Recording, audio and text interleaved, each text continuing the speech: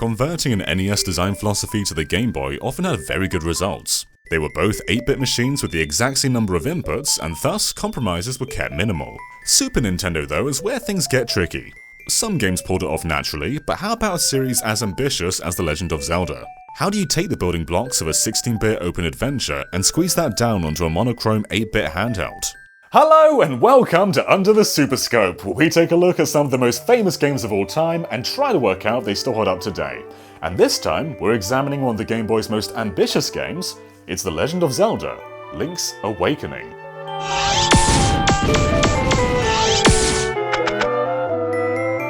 When it came to Game Boy adaptations, Nintendo very rarely played it safe. Super Mario Land is so distant from Super Mario Bros. Donkey Kong left the limited scope of the arcade behind, and Samus played hide-and-seek across an entire planet. So what about Zelda? Well, Link's Awakening marks the first of a few times the series has attempted to scrap surrounding pillars until only the core elements of a Zelda game remain. There is no Hyrule, there is no Princess Zelda. It's a Zelda game in its purest form. Perhaps if this concept wasn't such a success, Link wouldn't have travelled to Termina in Majora's Mask, or Hyrule wouldn't have been completely flooded in The Wind Waker. But what did Link's Awakening gain from starting anew? After all, the land of Hyrule hadn't exactly been a limitation for prior games. They all reinterpreted the layouts in their own vision. I mean, sure, Death Mountain would reappear, but every single time it looks completely different. Well, I think the biggest part is just like in Majora's Mask, we're discovering this weird world with Link. And this world is quite clearly different. One of the first things you see when you walk outside is a giant chain chomp. Walking down a bit, you'll speak to a crocodile. Even if this was your very first Zelda game, you could immediately tell that something was a little strange about the island of Koholint. Kids will explain things to you and say, "But I don't know what that means, I'm just a kid." And one man informs you he's going to be lost later. There's a constant sense of self-awareness that's so distant from something like A Link to the Past. Link's Awakening has a vibe that I don't think any other video game quite emulates, and part of this is due to the relatively tiny scope. Outside of Mabe Village, and yes, I am going to pronounce it Mabe, it's Japanese, don't at me, the only other town in the game is Animal Village, which is so small. There are a couple of houses scattered around the world, but for the most part, the story revolves around only a few characters, and there's something that connects them all together. Even though it's a small and fairly short game, it's very easy to grow attached to it, resulting in bittersweet moments. In fact, if this game were longer and bigger, I don't think those moments would hit anywhere near as hard. And that's what I think a lot of us remember about Link's Awakening. Marin singing the Ballad of the Windfish and seeing cameos from strange Mario characters. Tearing away Hyrule was absolutely a great move and resulted in such a unique setting that you must experience over your gaming career. But it was also just remade. Link's Awakening on the Switch pretty much delivers a one-to-one experience, making extremely minimal changes to any level design. So with the remake being so loyal, I suppose that begs the question, did this game need a remake? And the short answer is yes. See, when Nintendo brought Mario to the Game Boy, it was different, but there weren't really any core limitations. Same with Donkey Kong Land. It was different, there were compromises, but the game still played like the Super Nintendo version. The big problem for Zelda was the lack of buttons. See, unlike games like Twilight Princess, which introduced the spinner and then barely use it outside of the dungeon, Link's Awakening does its best to basically use every single item throughout the entirety of the game. Almost every dungeon needs the Power Bracelet, Rock's Feather, bombs, the Pegasus Boots, and of course your sword. And the same's true for making progress in the overworld. There's times where you need a new item every screen transition, sometimes multiple times per screen. As impressive as it was to squeeze such an ambitious game onto a handheld, I don't think they were particularly mindful of the Game Boy's limitations as a controller. You can only equip 2 items, and that includes both your sword and shield. So the majority of the time you'll want your sword out as it's prominent for combat, so that leaves just one more slot. So if I want to get over here, I'll need Rock's Feather. If I want to pick this up, I'll need the Power Bracelet. If I want to get through here, I'll need the Pegasus Boots. And if I want to get over here, I'll need both the Pegasus Boots and Rock's Feather at the same time. Phew! You'll hear this sound a lot in Link's Awakening.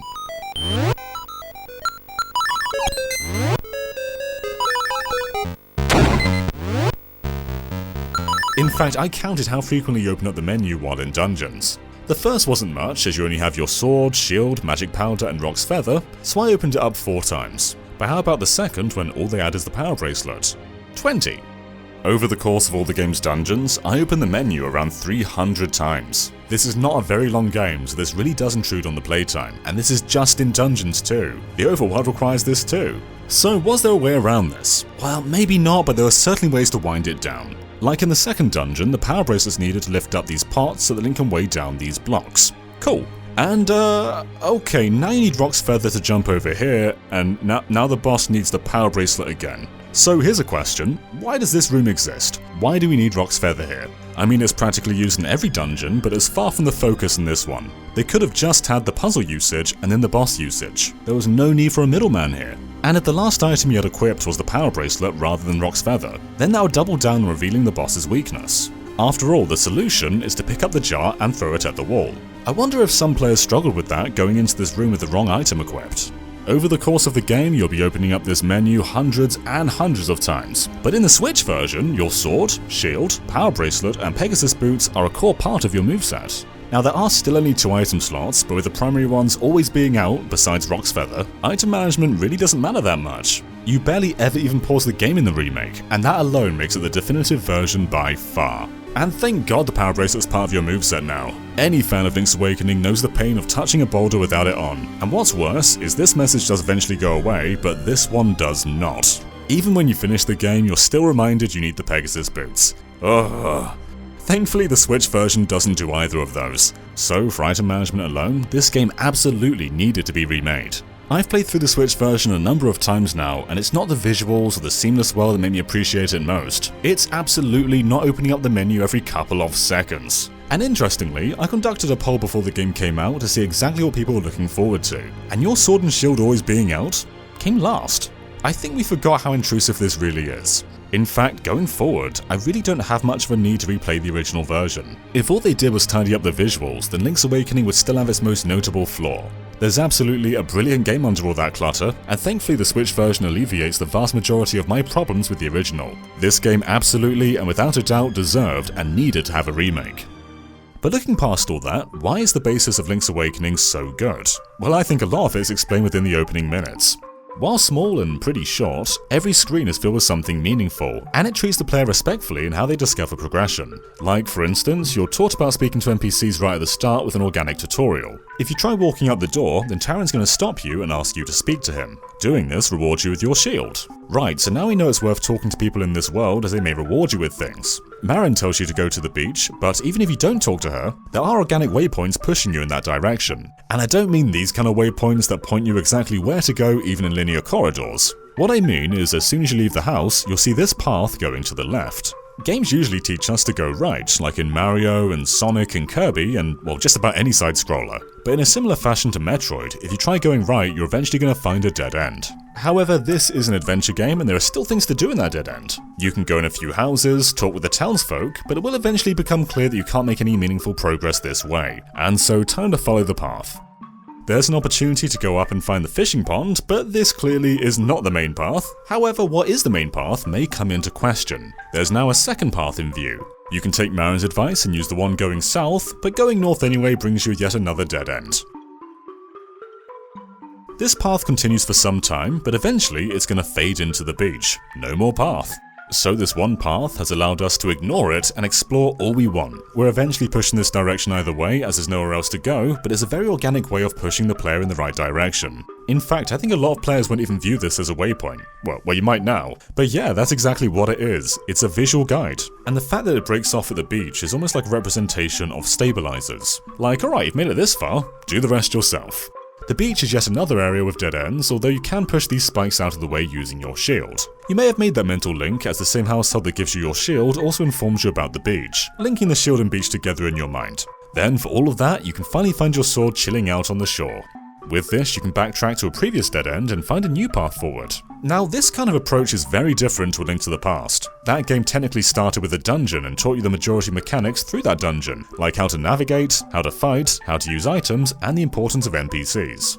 Link's Awakening does all of this, but within the world, and all within the first 5 minutes of the game. Some Zelda games don't even let you leave town for over an hour. It's easily one of the best tutorials the Zelda series has ever had. It goes by so fast that it doesn't even really feel like a tutorial. And the game soon does something that I absolutely love. The next segment is actually kind of slow. You need to go into the mysterious woods, find this cave, make your way to the other side, find a mushroom, leave the forest, find a witch, get her to make powder using the mushroom, and then use the powder to stop a mischievous raccoon from making the forest all weird.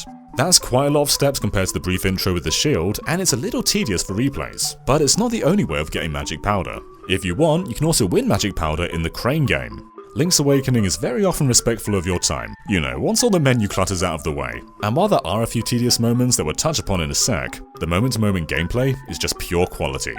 There aren't even really side quests in this game, as every aspect serves a greater purpose to push the game forward. That could be seen as a negative, as there's really nothing to do on the side, but it's all about delivering that overarching goal and making everyone on Koholint feel established. At this point, we've done quite a few Zelda under the Super Scopes, and each one has a slightly different take on dungeon design. The first Zelda is basically a labyrinth of combat, Phantom Hourglass is about copying down notes, and A Link to the Past makes the heavy combat of the original with light puzzles and a larger emphasis on locks and keys. Travelling through dungeons is like slowly unravelling them. It wasn't really until Ocarina of Time that Zelda got more puzzle heavy, but you can absolutely see the evolution from A Link to the Past to Ocarina of Time in Link's Awakening. For instance, some combat scenarios are given the puzzle treatment. Like this room requires you to clear out the enemies, but in a particular order. Or like how blowing up these Dodongos reveals a chest, but the chest isn't actually obtainable from where you are. So how can you get up there, or be up there while blowing up the Dodongos? It also plays around with dungeon transformation, like using a giant ball to break down these pillars, which is something recent Zelda games like Skyward Sword and Breath of the Wild love to do. The middle ground between combat and puzzles was really well met in Link's Awakening, although there are a few tedious examples too. The face shrine, for instance, relies on switches, but it's super inconvenient about where it puts them. It will waste your time, making you go through multiple screens, and underground, only for switch blocks to halt your progress. Switches are sort of a form of dungeon morphing, but other Zelda games have pulled this off so much better. But all in all, Link's Awakening maintains Zelda dungeon design on the Game Boy miraculously well. The scale is somewhat smaller, likely to appeal further to handheld players, but the quality is largely what you'd expect from A Link to the Past. There's only really two limitations. First, the majority of rooms are basically a square, whereas A Link to the Past could expand more, and secondly, Link's Awakening doesn't really have layers. Eagle Tower attempts to emulate layers, but even in the Switch version, the visual clarity isn't quite as clear as A Link to the Past. You may also notice they very rarely use stairs and higher layers, which of course was a huge part of A Link to the Past. But one huge thing that often gets overlooked is Link's Awakening introduced mini-bosses. These are mostly all pure combat challenges, and taking them down rewards you with a warp point to the middle of the dungeon. Very convenient for a handheld game. It's not quite like later Zelda games where the mini-boss rewards you with the dungeon item, but Zelda 1, 2, and A Link to the Past barely featured them at all. Heck, the majority of bosses in Link's Awakening are actually vulnerable to the key item of that dungeon. That may sound obvious for Zelda, but the same isn't true for A Link to the Past. The majority are taken down with your sword, and a decent chunk require the Fire Rod and Ice Rod. Taking those steps forward really benefited the franchise, but one major issue Link's Awakening faces is it's just far too easy. The majority of dungeons can be finished in around 20 minutes, most enemies don't offer any real threat, and the bosses are perhaps the easiest in the entire franchise. Just look at the poor anglerfish.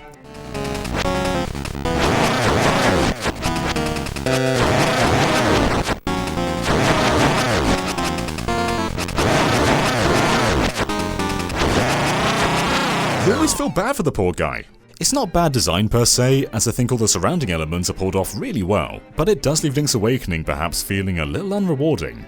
There is a special ending for finishing the game without dying, but that's hardly a difficult task, and this is something the Switch version hardly fixed either. Some bosses were made a little more aggressive, but Link's Awakening still stands as one of the easiest games in the entire series. So with a rather underwhelming difficulty curve and frustrating menu navigation, did people only like Link's Awakening because it was ambitious? Well, that's not really the message. It's not a flawless Zelda, but there are way more elements that impress than elements that don't. And because it's such a brief adventure, everything is so fresh in your mind at the end of the game. And man, do people remember the end of the game. In fact, I do somewhat wonder if the game's reputation is owed almost in majority to its finale.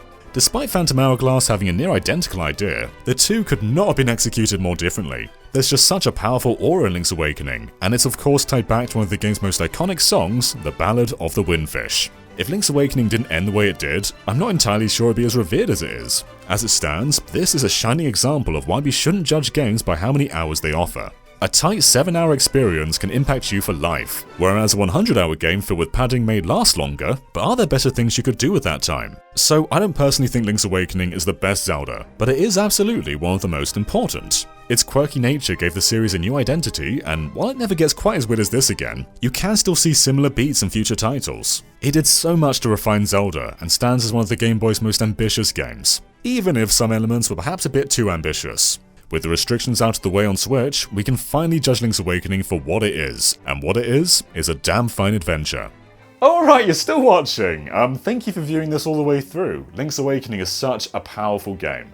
and I had a great time doing this video. So thank you for supporting Under the Super Scope. This is a very meaningful series to me, as it got me my job at GameXplain, and without this, I don't think I would be doing as much as I do on the channel. So just thank you for your support, and if you want us to do even more original shows, then check out our Patreon. Of course, we do full-time stuff on GameXplain on the channel as it is. It's a lot of work, and we want to do more original shows, but unfortunately, it just doesn't quite make sense in our schedule. So if you want to try and help us out, then really any amount will help. And for being a patron, you get early access to our podcast, and also some exclusive shows like GameXplain Face to Face, which is kind of like what I'm doing now, where I just talk to the camera, and words come out, and it's not scripted. So yeah, thank you all for tuning in for this episode of Under the Super Scope. It's been a lot of fun to put together, and hopefully I can do more of these in the future. So thanks for tuning in, and hopefully I'll see you guys next time. Bye everyone!